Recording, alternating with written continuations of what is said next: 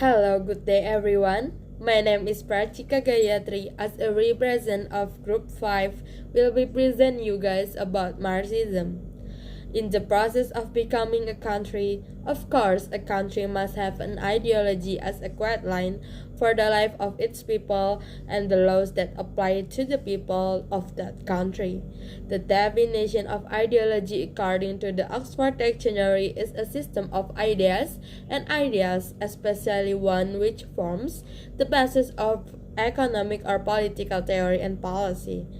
Karl Marx referenced in Sturken and Cartwright 2001, divided ideologies as a kind of false consciousness that the dominant powers persuaded the masses to believe in, giving way to capitalism. Basically, ideology is the result of a person or society's thought for a way of life that will be adopted by a country. Because of that, many kinds of ideologies exist in this world.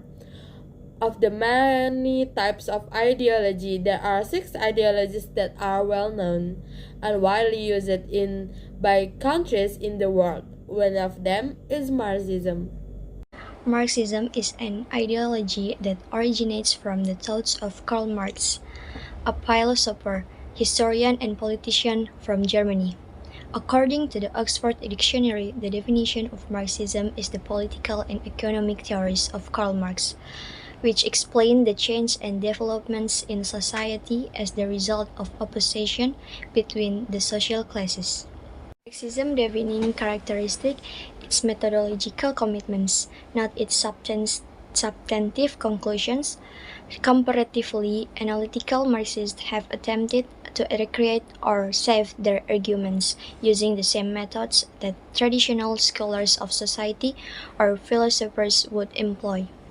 These individuals have to do with addressing the validity or inaccuracy of Marx's substantive conclusions in social science. They frequently criticize other Marxist methodological attitude to be obscurantist or geared toward avoiding falsification, placing a premium on the necessity to present arguments succinctly and in a way that maximizes the chance for reasonable discussion and critique. Marxism is the root of other well-known ideologies such as capitalism, fascism, populism, Marxism, Leninism, and other ideologies. The classic communist parties or the far more progressive New Left, both of which are referred to as Western Marxism, are the two main manifestations for Marxism in the West. In general, the perceived dedication of the Western culture's European communist parties to the old Soviet power and not to their own countries, the secretive bureaucratic organizational structure they inherit from Lenin, the ease with which they assimilated into capitalist society, and their resulting worry about impacting their ideals when they shared power with bourgeois parties had all been obstacles to their success. The Western parties essentially followed Soviet policy. I want to tell you about the origin of Marxism. In 19th century, Marxism originates from the thoughts of philosopher and economist, the radical German Karl Marx, and also the important contribution of his friend Friedrich Engels. The thing that moved Karl Marx to find the Marxism was the occurrence of the fact he disagreed with the opinion of capitalists. So he argued with him to create Marxism, the idea that everyone has the right to have rights that are managed by state. In other case, made Karl Marx create the Marxism in that is an industrial political revolution in Europe.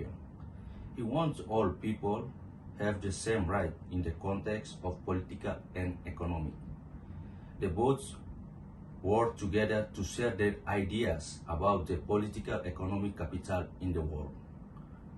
The Communist Manifesto 1848 and artikel detailing the historic Martilin's theory and Fortelin's the industrial Fortelin's ultimate destruction of capital.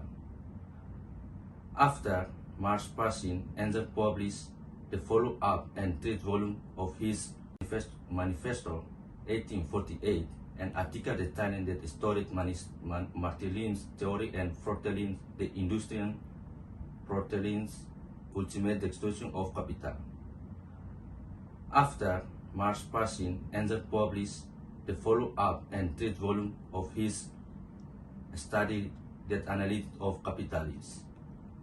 Das Kapitalism, a philosophical and study of anthropology, psychology of the past, or a political and economic program, made up its first core concept.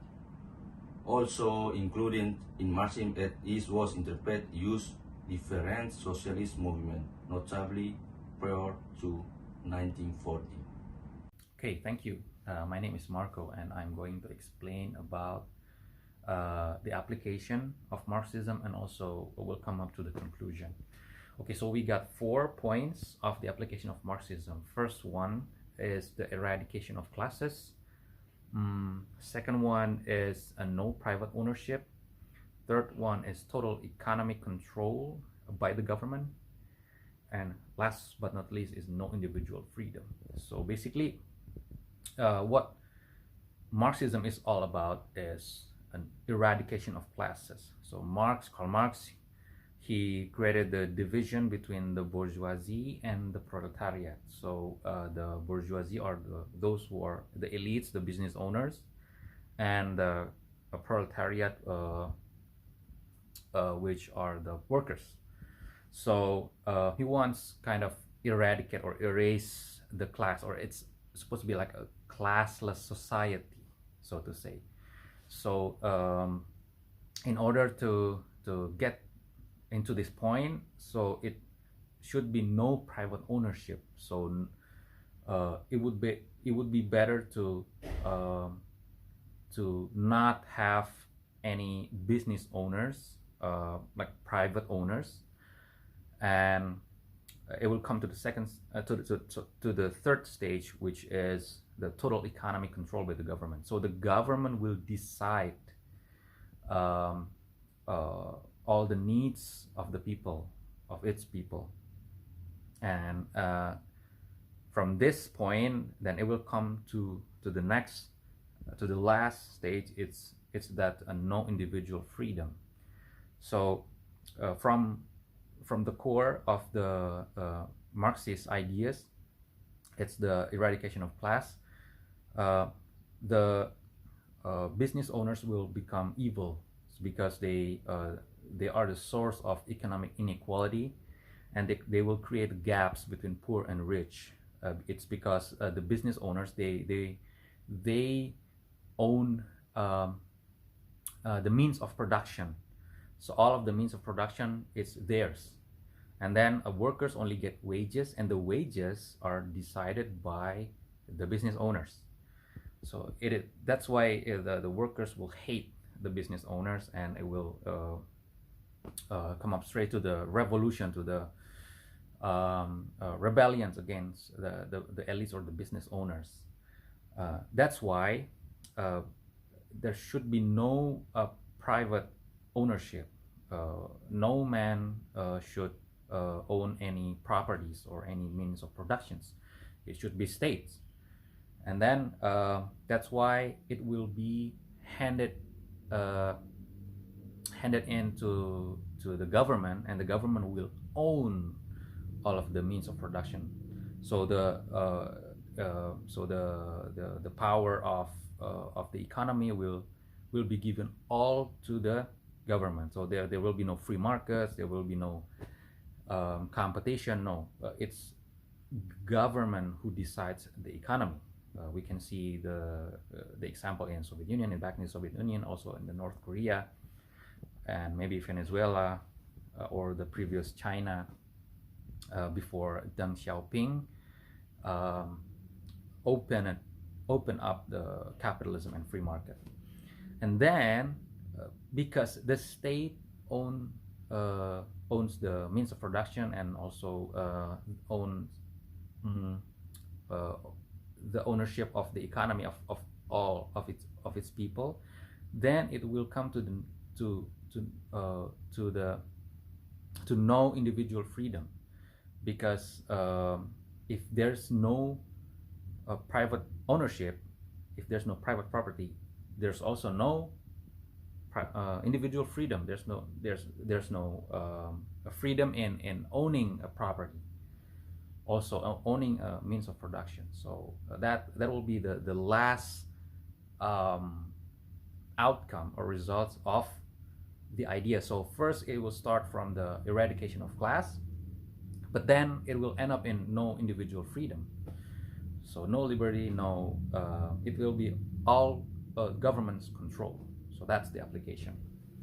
And for the conclusion is that to us, Marxism is actually more about critics towards capitalism than the actual system itself.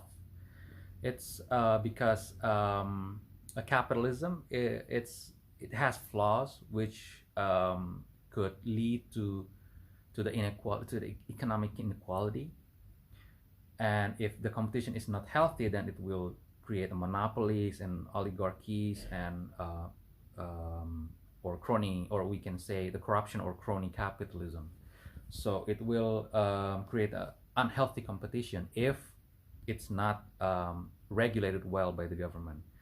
So the critic is okay, but it cannot create the system itself. So we should take Marxist ideas or ideologies more to the critics rather than using it for a system itself, because it is proven failed. Even in China, when Deng Xiaoping opened up their economies to free market, then the economies, like we can see now, China, it blooms, the economy increases. And then the second one, Marxism is proven to be failed in all of its application. So many countries, maybe probably now, North Korea still uses the ideas of the philosophies of Marxism and applied into the communism. But then it's not effective, and also doesn't give individual freedom to all of its people. It even creates poverty. So it somehow forces people to be equally poor than unequally rich. So all people should be poor and should be in the same level. So that's the application. We can see in the previous Soviet Union why it failed. Also in China, in the previous China before, in the Mao Zedong era, and so on and so forth. And we can see it now, Venezuela, for example, when due to the oil prices and so on. So it's not stable. So the economy is not stable. And then the third one, some of Marxist ideas are used only to prevent bigger economic gaps. So as I mentioned before, so Marxism, it's more about criticism towards capitalism rather than using it as a system itself, because it is good to prevent unhealthy competition or more economic inequality, but not should not be used as an economic system, because it would create chaos for the creation of economic growth, or for the innovation. So there would be no if there's no competition, there would be no innovation, and there would be no growth, because that's how mankind can foster advances. It's through competition. We can see in many examples. So that's okay. So that's there are all of our conclusion. So yeah, thank you for the attention, and thank you also for Memino. Thank you also Memino for the chances given to us. Thank you all.